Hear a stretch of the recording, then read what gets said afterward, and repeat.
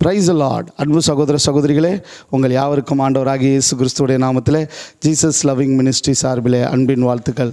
பிரியமானவர்கள், இந்த காணொளிக்கான காரணம் என்ன என்று சொன்னால், ஏப்ரல் மாதம் 10ஆம் தேதி, இந்த ஏப்ரல் மாதம் 10ஆம் தேதி நம்ம திட்டமிடுத்தது போல் டைரக்டர்ஸ், விபிஎஸ்க்கான டைரக்டர்ஸ்க்கான ட்ரைனிங்கு நம் மதுரம் ஹாலில் நடக்க இருக்கிறது திருச்சியில். அதற்காக வருடம் நம்ம ஒரு டீமாக சபையிலேருந்து கடந்து சென்று அதற்கான பயிற்சியை நாம் எடுப்பது உண்டு. டைரக்டர்ஸ்க்கான, டீச்சர்ஸ்க்கான, வாலண்டியர்ஸ்க்கான, டான்ஸர்ஸ்க்கான அந்த பயிற்சியில் போய் பங்கு பெறுவோம். இந்த வருடம் இது வரைக்கும் நம்ம சபை ஆரம்பிக்கப்பட்டு 2022 விபிஎஸ் நடத்தினோம், 2023 நடத்தினோம், 2024 நடத்தினோம். நம்ம இன்னும் சொல்லப்போனால் 2022 மே 1ஆம் தேதி தான் நம்ம சபையை ஸ்தாபித்தோம். அடுத்த 17 நாள்லேயே விபிஎஸ் வந்துருச்சு. ஸோ 2022 நம்ம விபிஎஸை கர்த்தர் நல்ல நேர்த்தியாக ரொம்ப மகிமையாக செய்ய கர்த்தர் கிருபை செய்தார். ஒவ்வொரு வருடமும் கர்த்தர் மகிமையாய் இந்த விபிஎஸ்ஸை நடத்தி வருகிறார். இந்த வருடத்திலும் 2025 இந்த விபிஎஸ் நம்ம திட்டமிட்டிருக்கிறோம். இந்த விபிஎஸ் என்று நடக்க இருக்கிறது என்று சொன்னால், மே 1ஆம் தேதி, மே 2ஆம் தேதி, மே 3ஆம் தேதி.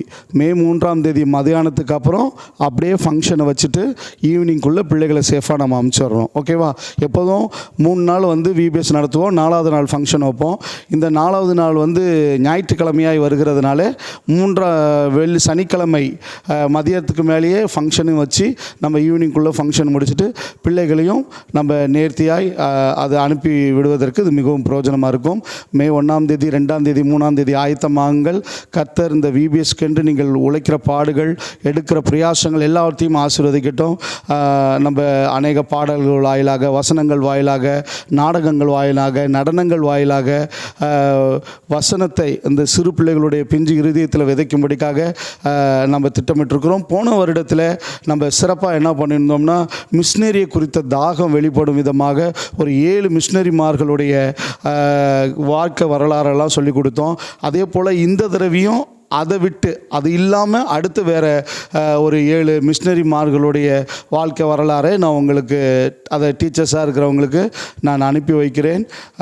இந்த தடவையும் உற்சாகமாய் உங்களுடைய பங்களிப்பை கொடுங்க.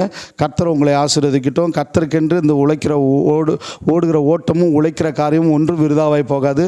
அதுவும் இந்த சிறு பிள்ளைகளுடைய ஊழியம், நான் முன்பதாகவே சொன்னது போல், நம் சபை ஆரம்பிக்கப்பட்டது முதலாவது சிறுவர் ஊழியத்தில் தான்.